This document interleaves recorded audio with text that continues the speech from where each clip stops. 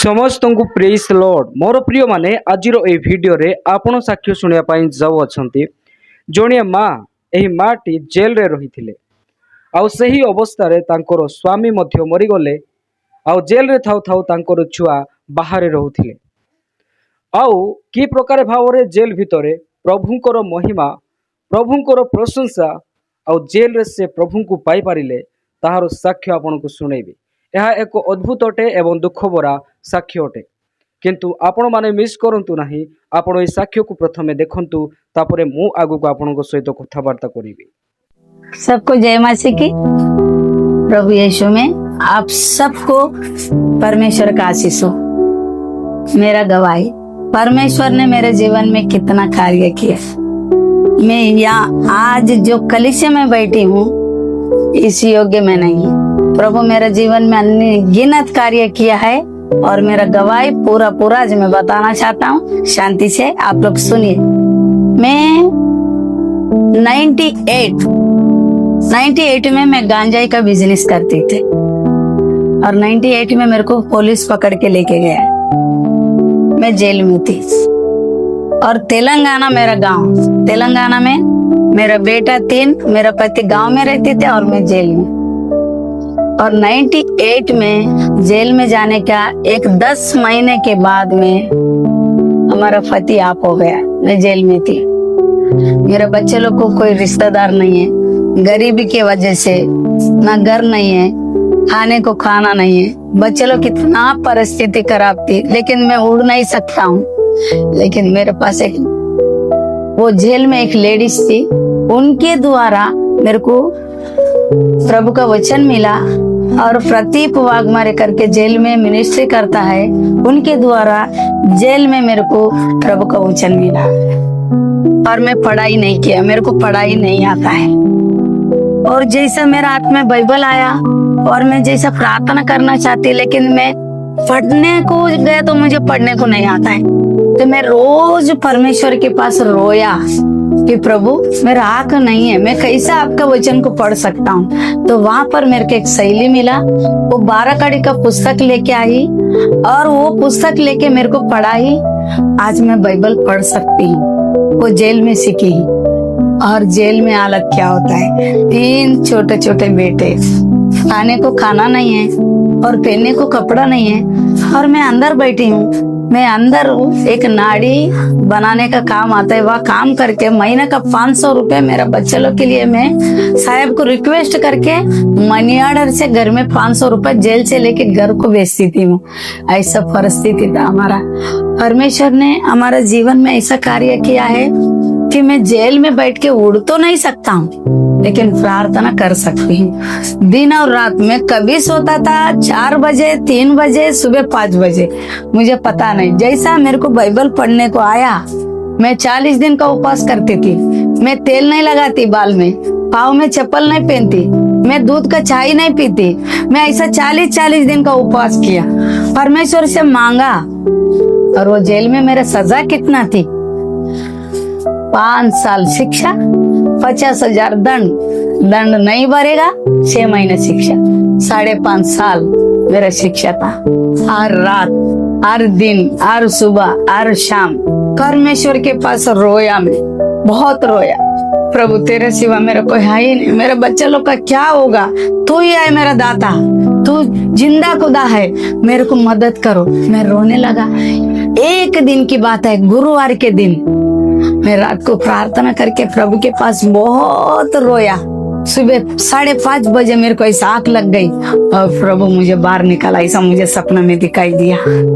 और शुक्रवार को मैं सबको बता रही हूँ जेल में कि मेरे को ऐसा सपना आया, मुझे प्रभु लेने के लिए आ रहा है, ऐसा मुझे सपना आया। तो सब लोग बोले बच्चे लोग को बाहर है, पति मर गया, बेचारी पागल हो गई, थोड़ा इसका दिमाग खराब हो गई, कुछ भी बड़बड़ कर रहा है करके मेरे को पागल साबित करने को लोग सोचे।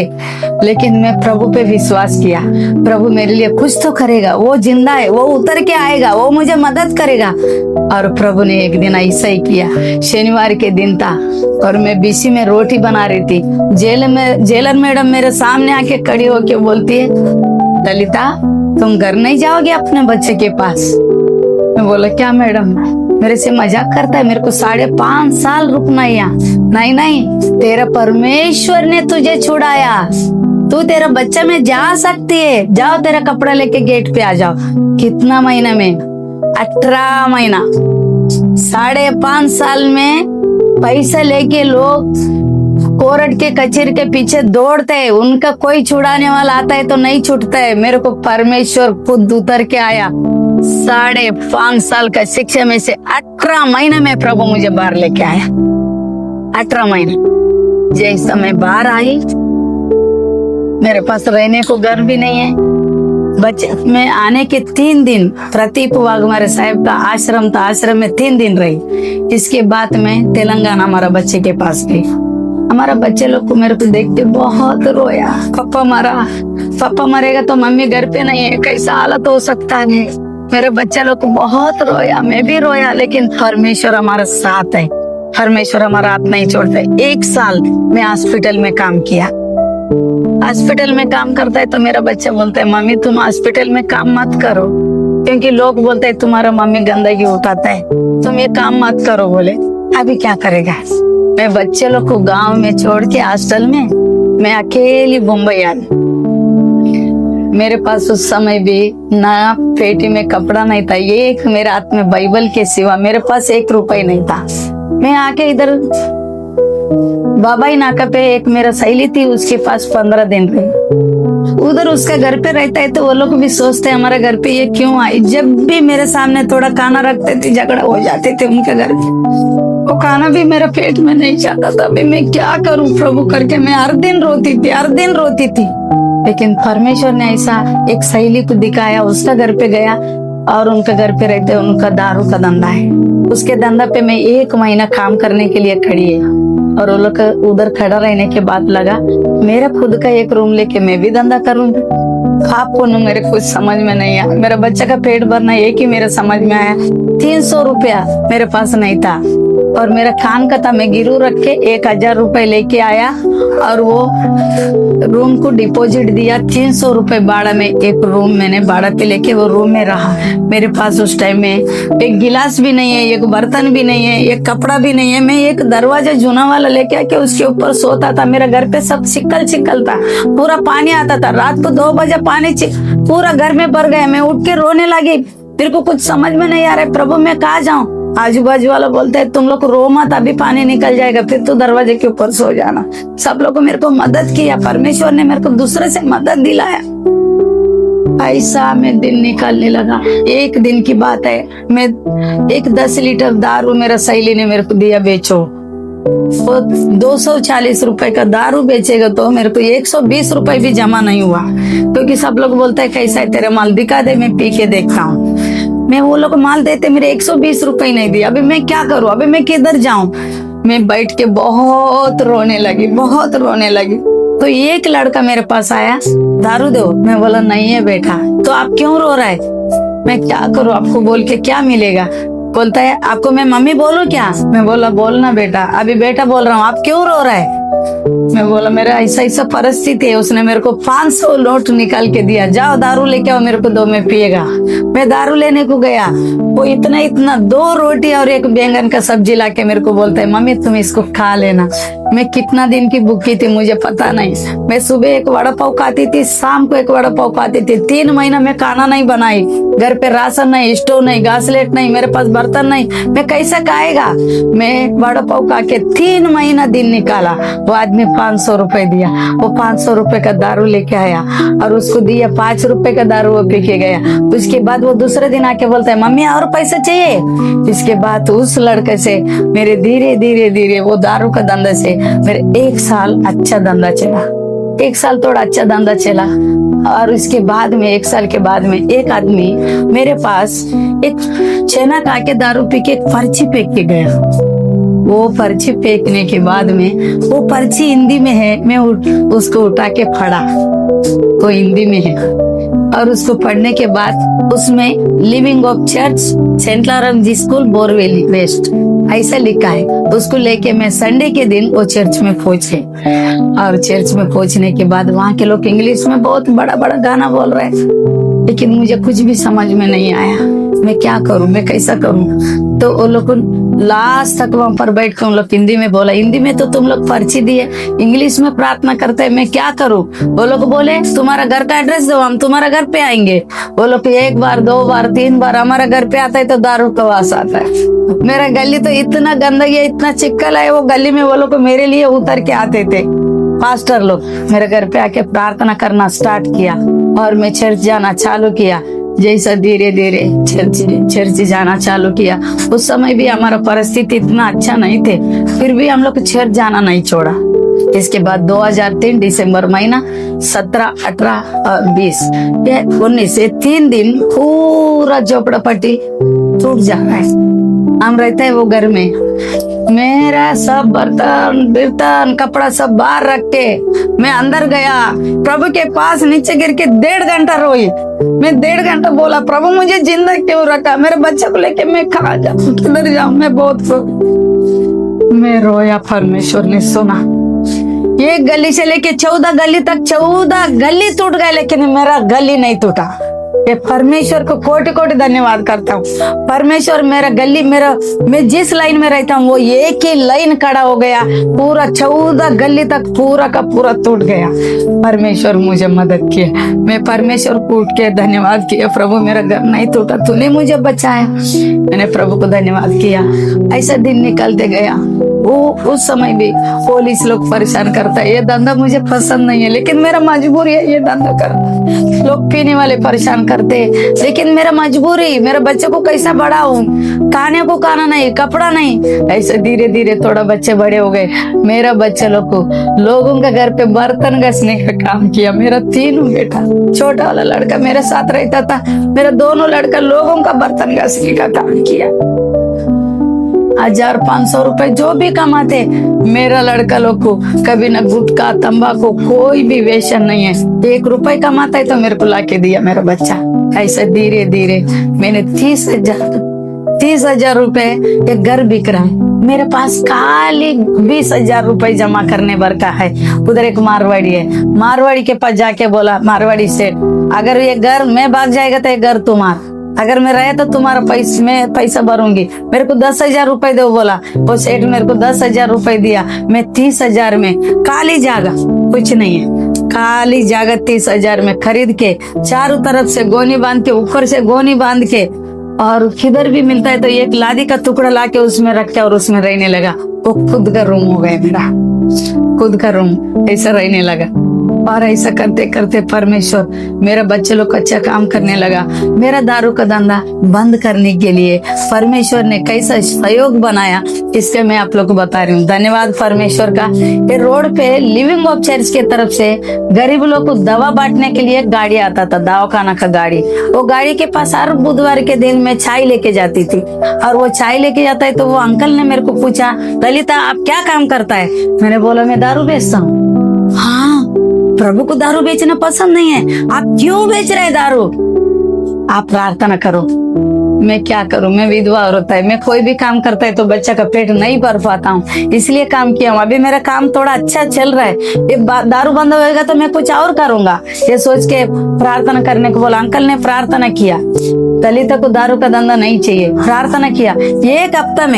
एक हफ्ता में बम्बई में किधर तो दारू पी के 11 आदमी लोग मर गए, पूरा बम्बई का धंधा बंद हो गया। मेरा अकेले का नहीं, पूरा बम्बई का कंट्री दारू बेचना बंद, मेरा भी बंद हो गया। और उस टाइम में पुलिस वाला रोज सुबह 8 बजे जाके पुलिस चौकी में बैठना, और 1 बजे जाके खाना खाना, फिर 4 बजे जाके बैठना, 8 बजे तक उधर ही बैठा था। अभी हम 3 दिन गया, 3 दिन के बाद साहब के पास मैं रिक्वेस्ट किया, साहब मेरा पति नहीं है, मैं 3 बच्चे को पालना है, मैं इधर आके बैठे तो मैं क्या करूं? मैं लोगों का बर्तन घसूंगी, मैं दारू नहीं बेचूंगी, मैं जवाब दे रहा हूं आपको, मेरे ऊपर विश्वास करके मुझे छोड़ दीजिए। पुलिस वाला बोला जाओ, आज के बाद तो कभी दारू मत बेचना। मैं दारू छोड़ दिया, लोगों का बर्तन घसने का बोला। लेकिन मेरे लड़के लोग को बोला, मम्मी हम किराना का दुकान खोलेंगे। हमको एक आदमी आके बोला तुमको मैं उधार माल दिलाता हूँ। मैंने दूसरा का रूम किराए पे लेके मैं किराना का दुकान खोली। किराना का दुकान खोलने के बाद में मेरे लड़का लोग को लारी, 3 लारी 4 लारी, गली में मट्टी गिरता है तो मट्टी उठाने का 1 लारी का 300 रुपए। एक दिन में माँ बेटा मिलके 3-3 4-4 लारी गाड़ी मट्टी उठाते थे हम लोग को। और वो दुकान भी चलाते थे, छोटा सा दुकान था, वो दुकान चलाते थे, 4 गाड़ी मट्टी उठाते और मेरा बेटा लोगों का बर्तन कसने को जाते थे।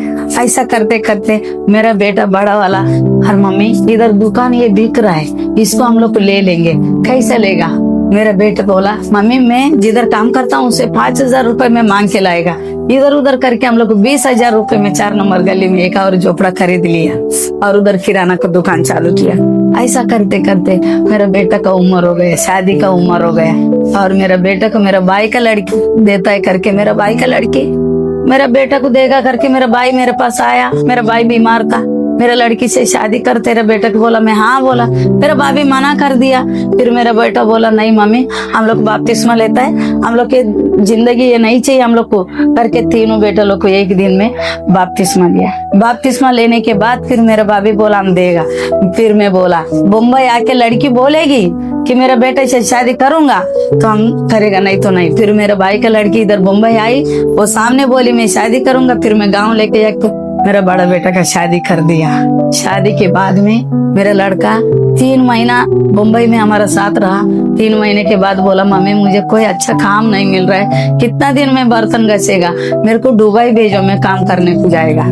उसको 70,000 रुपए की जरूरत थी और 1 नंबर में मेरे एक घर था, वो घर मैंने 70,000 में बेचा और वो 70,000 रुपए उसको भर के उसको दुबई भेज दिया एक लड़का को। उसको भेजने के बाद में परमेश्वर ने 2009 मेरा जीवन को ऐसा बदल दिया। परमेश्वर को मैं कितना भी धन्यवाद करेगा तो कमी है।